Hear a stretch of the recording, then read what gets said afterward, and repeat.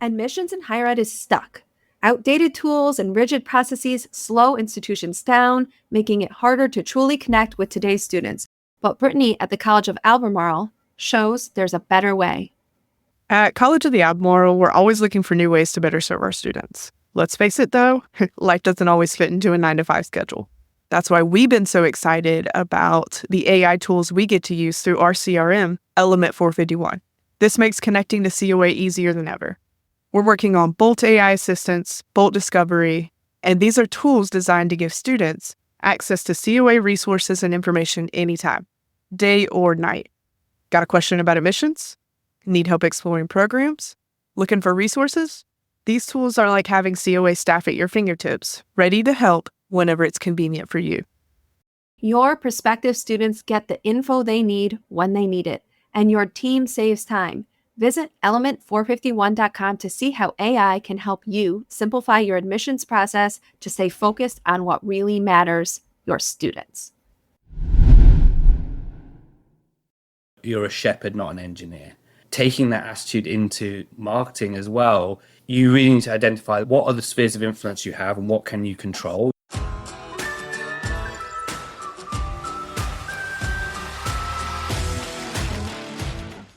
This is The Application, where higher ed enrollment strategy gets tactical. I'm Allison Tercio, marketer, curious question asker, and your guide through what's next and what's working in higher ed. Join us as we focus on what really matters, connecting with students and parents in more human, personalized ways, and using tools like AI to make that connection scalable and smart.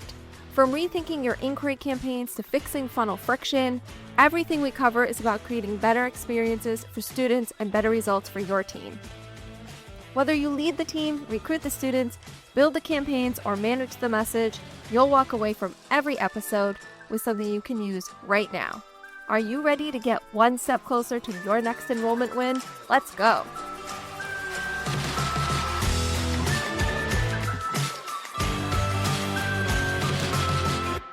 You know those times when a lead comes in and crickets? Well, today we're digging into why that happens and, more importantly, how to fix it. Joining me is Simon Lewis, founder of Binary & Company, a digital marketer with more than 20 years of experience helping institutions like the Smith School of Business and NYU Stern turn interest into enrollment. He's here to break down his pillars and layers strategy, a proven approach to building ad campaigns that don't just attract leads, but actually nurture them through every stage of the student decision-making process. Simon, welcome to the show. Yeah, thanks for having me. I want to start with more of a fun question that I really want your take on, especially with how fast things are changing in our industry. What's one non-marketing skill you think has made you a better marketer? Yeah, it's a good question. I really had to have a bit of a think about that.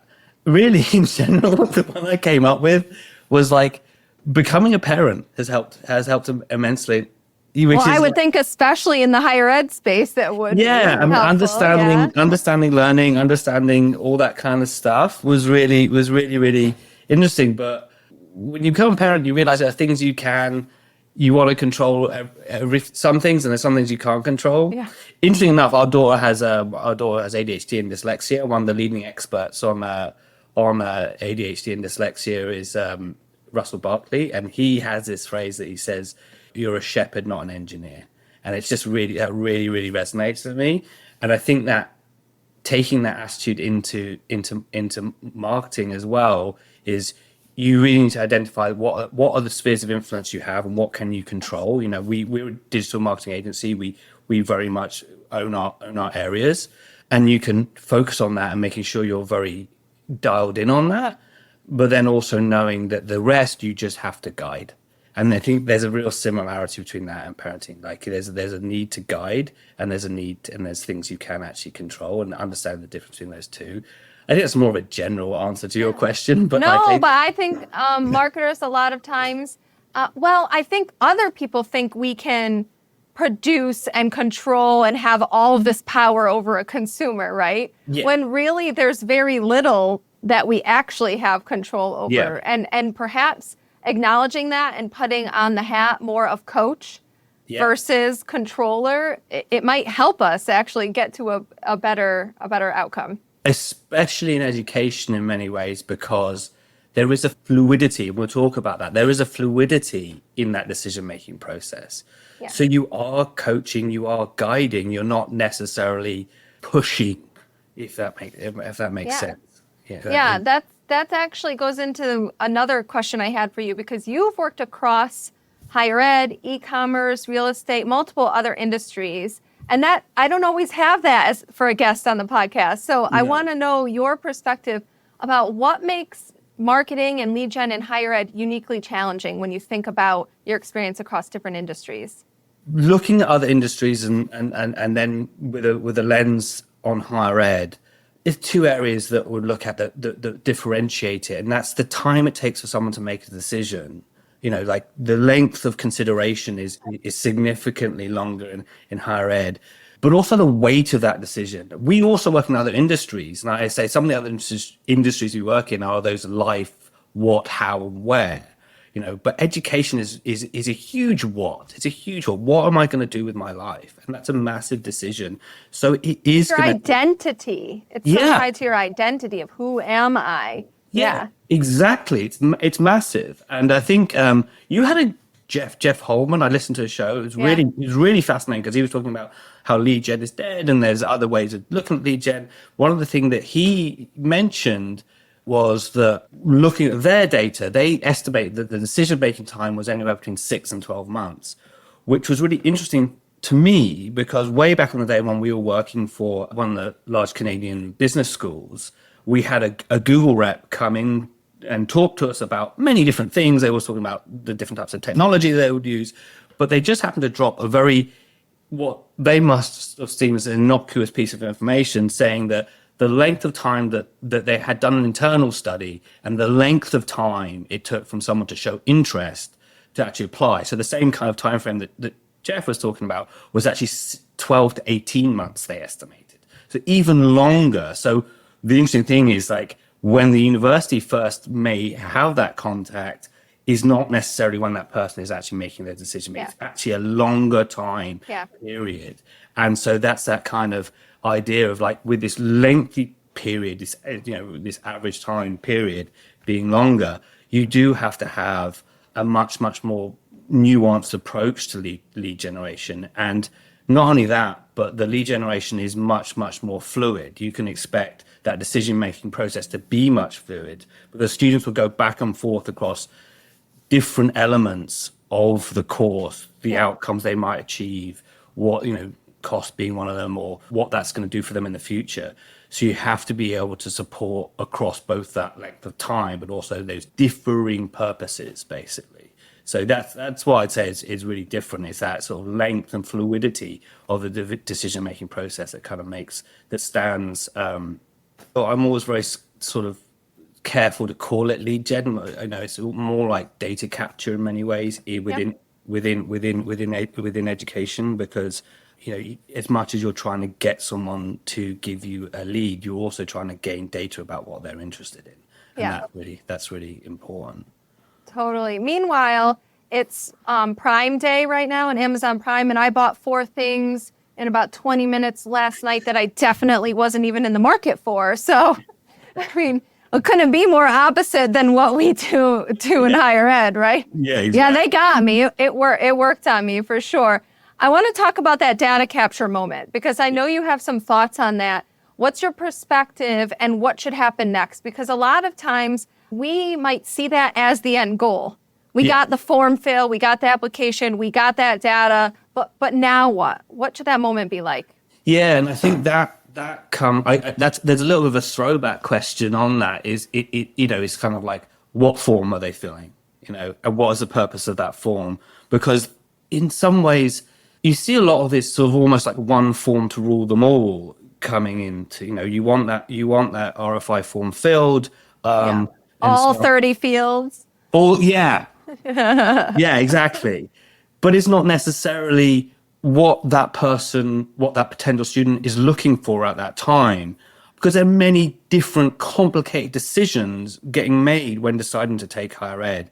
You need to be presenting potential students with options to digest the relevant information at different stages of that journey. So yes, there should be multiple forms, and sometimes that can be a little bit like overwhelming. It's like, oh, I'm going to have, I want this complicated system of multiple forms everywhere. But bear in mind that also forms don't have to be on your website. Like now more we use in-platform forms, Insta forms or lead gen forms on LinkedIn or even like Reddit as well, where smaller decision-making steps are being taken, and they can just fill in the form and say, I want to know about that. I want to do, whatever it is, an online info session. Or I want to download a piece of content that's going to teach me more about industry or so on and so forth. So the form you fill and what happens next should be related to like what kind of decisions you're making. And then maybe you'd like to know about this next before you're presenting them with like, here's apply. Now's the time to apply. There needs to be those steps until you getting away from them being like lead forms and being like more data capture forms is changing that kind of mindset around lead gen in higher ed, really.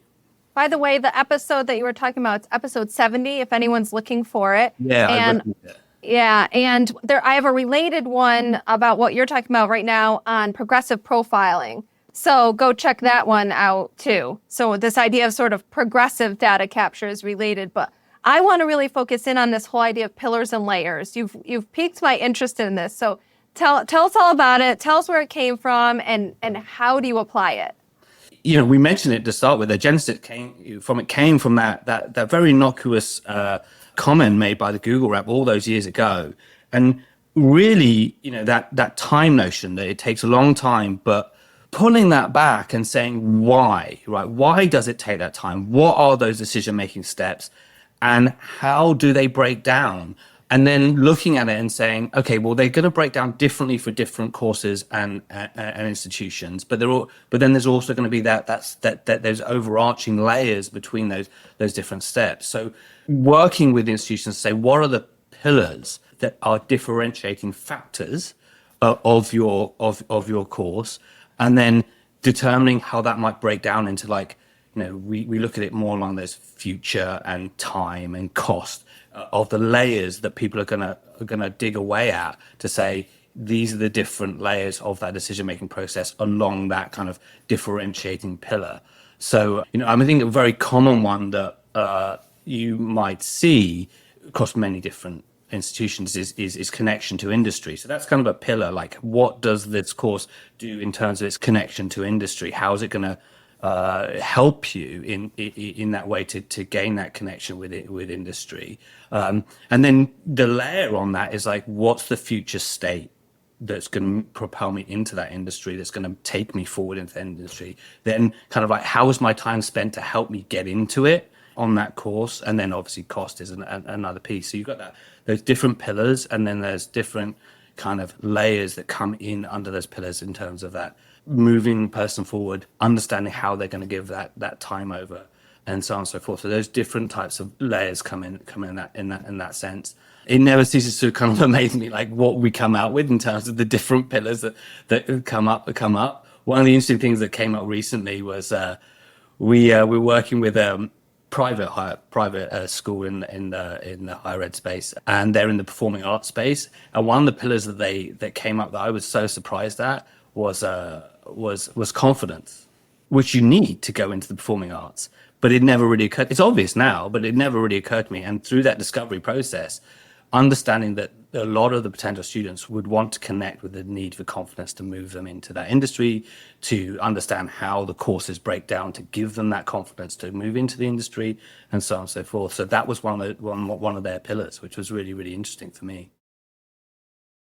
I'm hearing this as sort of a cross-section between what the students need to hear about and want to hear about, and then the institutions like brand pillars that can bring that to life. Because when you say things to me like time and cost, those are things that we just automatically know a student really cares about. Yes. But then it sounds like then you're taking what's special about each institution, and that's what you layer on to Exactly. sort of the student-centered themes, then you layer on the institutional themes. Because it's the differentiator of a particular institution, right? That notion of confidence is a differentiator for that particular institution. The fact that someone wants to move into an industry, or the fact that they're going to have to spend time at that institution is student-centric. But what's institution-centric is those pillars and brand pillars, and breaking them down across those, basically. What I'm hearing is this is how we can fill that space. Yeah, exactly. Because this is what generates all of that content and messaging that can sustain over this long period of time where we're connecting and engaging with students. Exactly. So it gives you a greater degree of advertising or ad collateral to be able to move students as they make decisions, to change data capture, to change the different areas of your data capture, to enable them to be like, connect in this way because of this pillar, connect in this way because of this pillar, or connect in this way because of this layer that you're thinking of going along. And it just gives you that opportunity to break down your advertising so it's not just focused on that one kind of like, give me your information, apply now. Yeah. Or trying to say everything. In one ad or one campaign too. You're breaking it up into its parts, into its pieces. And it works very well when you look at like what institutions do normally. There's a lot of alumni stories and a lot of stuff, a lot of content that comes out of institutions can be broken down into advertising collateral, and understanding where they fit along those brand pillars, and then breaking them down into those ad types is really, really valuable. It really, really helps to structure a campaign and allow you to insert points of data capture along that campaign, as it were. I want to talk about the ad campaign idea a little bit more, because I think when you first started talking about pillars and layers, I'm going to guess most people listening were thinking about it in terms of what are the emails that we're going to send now that we have the data capture. But you really have this perspective of the ads continue, and they continue this story. Like, so what does that look like in practice? So there's two ways to look at it. Like, yes, you should have email and ads working in sync, right? There is no reason why when someone gives over their information, the ad should stop. Because in all likelihood, they're still quite a way from making that final decision. There's still quite a way. There's still a lot of more information that they need to get. So the perspective that we take is that we would like to have that data capture earlier in the decision-making process. So basically, like when we started working for this small private college in Vancouver, they were very, very focused in on that single point of entry or into their funnel, right? So they were just like, focusing people into that single point of entry, and they weren't noticing that further back in that decision-making process, there was lots of other things that were going on for those students. And so when we took a look and broke down their advertising campaign, we were saying like, you could capture these people much, much earlier on in that decision-making process, and then still have, your admissions team maybe reach out to them, but reach out to them in a different way. So we work quite closely with their admissions team and say like, this type of data capture, I wouldn't necessarily connect with them now. But there's another ad that they may come in, or they take another action. Then that's a time when you can connect with them, but connect with them in a different way. So like what happened is like, we had this feeling that their lead gen was really focusing maybe on those last sort of 3-4 months of that decision-making process. But when we were coming in, we wanted to stretch that out to be across that 12-month period and get that data capture earlier, nurture earlier, and then fixing email alongside it so that you can have it. So for instance, we would do a lot more lead magnet kind of stuff that would be informational, gaining information. So students might want to know how it works in the industry. How does the industry work? Here's a lead magnet to teach you that. But if someone fills that in, that doesn't mean that someone the admissions should be straight on the phone and ask them if they want to sign up to a course, because it's too early in the process, right? But then you can then take that and say, for the next ad, come and join an info session, come and join an open house, and then even further down, like come for an in-person open house. Those ads are continually going down that process, even though you got that data capture way, way, way earlier. And ultimately, there was a huge reduction in their CPA because you were just giving out that information in bite-sized formats, basically, able to get it. But we did take a little bit of time to train the admissions process and say these are not necessarily very warm leads. When they've done this type of this type of action is a much warmer lead. You can, you'd be better off contacting them at this stage to ask them what they want to do, and so on and so forth. Yeah. Really laying the foundation for that engagement moment is really what you're doing. Tell me about how the advertising campaigns link into, for instance, the CRM, so that stuff's all synced up. The ad campaigns and the emails, and then the right students getting served up to the admissions counselors at the right time. How does that all come together so this sort of ideal pathway that you're talking about can come to be?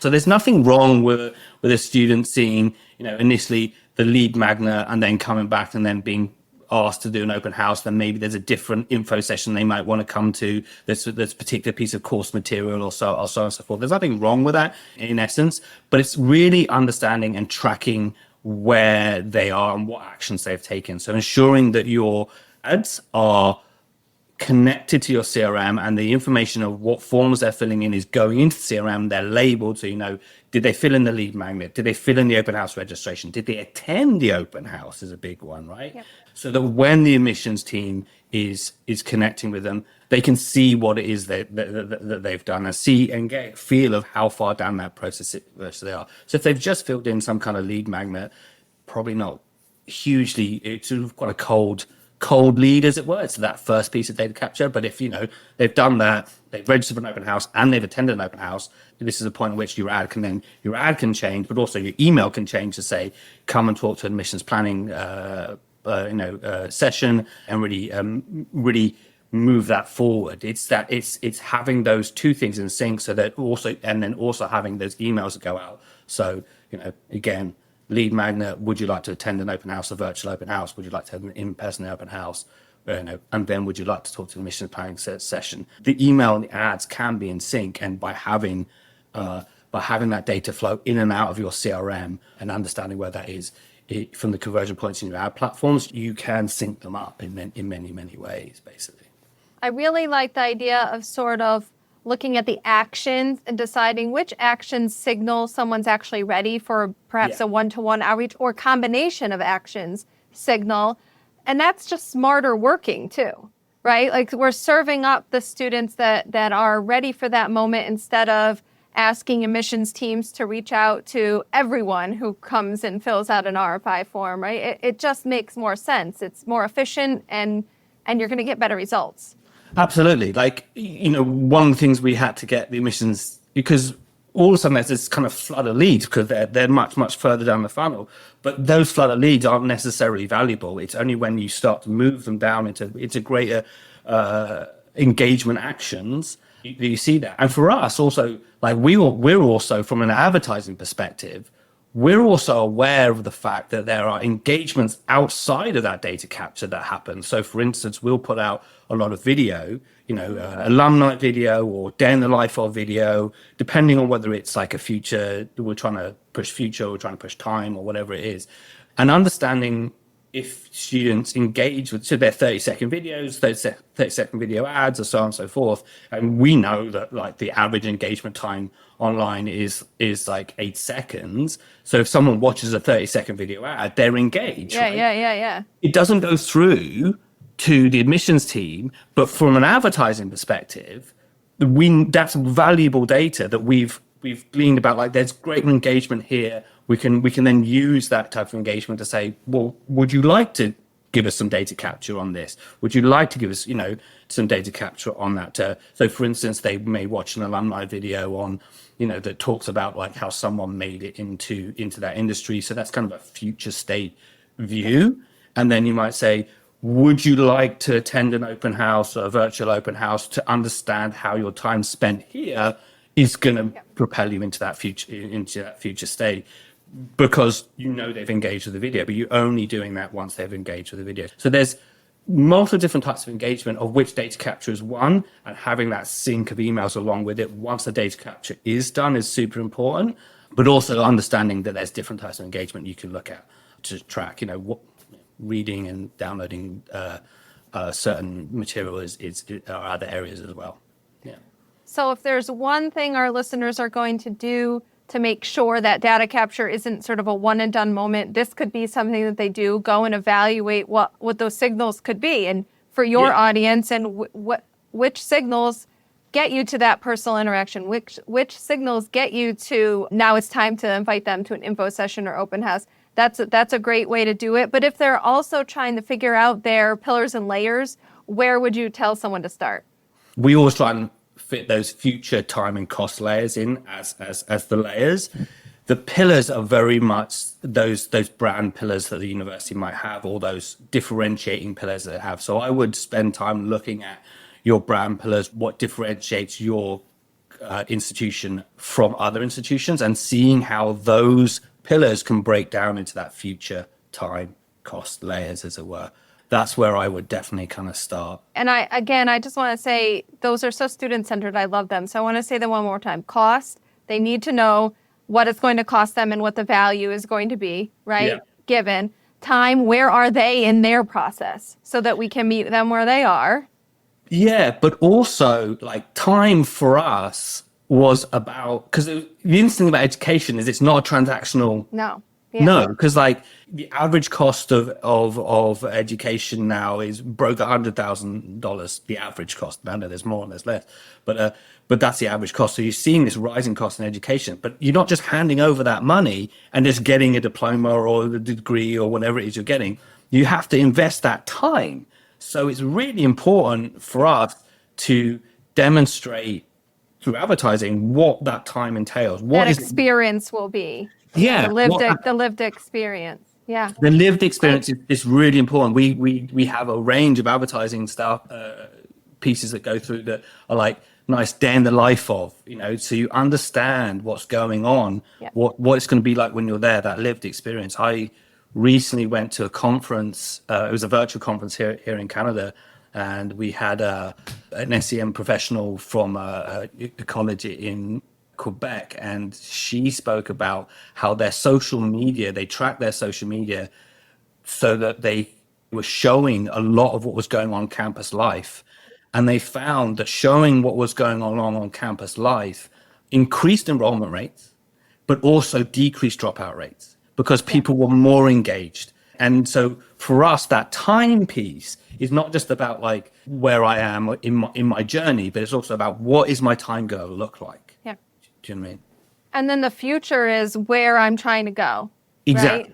Exactly. Yeah. The outcomes, the results that I can expect. Yeah. So, and you can break that down in many different ways. We break it down. Alumni stories are great, but also things like hearing from industry professionals about their journey. Like, that can really, really help. This is the instructor, and this is his or her journey. And that's really, really, really important as well. So you can break those down, and it gives you so much more opportunity for different advertising formats that will do different things rather than just that big one, come and apply now. I always kind of say that if you look at your advertising and it's saying apply now, it's probably not the right type of advertising. That's a good one. That's a good hot take, a good keeper right there. Yeah. So there we have it. It's cost, time, and future. Simon, thanks for giving us such a clear framework, one that we can go back and we can apply to our next advertising campaign. So thank you so much for being on the show and sharing that with us. Yeah. Thanks, Alison. Thanks for taking the time with me. Thanks. Appreciate it. And we'll have all the info on how to get in touch with Simon in the show notes. Listeners, if you're trying this pillars and layers approach or want to see examples, make sure you check out Simon's work and let us know how it goes. We'd love to hear from you.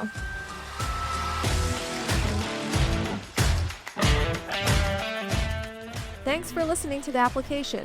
This show is a proud member of the Enrollify Network, home to Higher Ed's largest collection of podcasts. Enrollify is where Higher Ed goes to grow, so be sure to check out our other podcasts, webinars, video clips, blogs, and so much more. Visit Enrollify.org and subscribe for all the latest details and content drops directly to your inbox. Enrollify is brought to you by Element 451, the digital workforce platform for higher ed. Learn more at element451.com.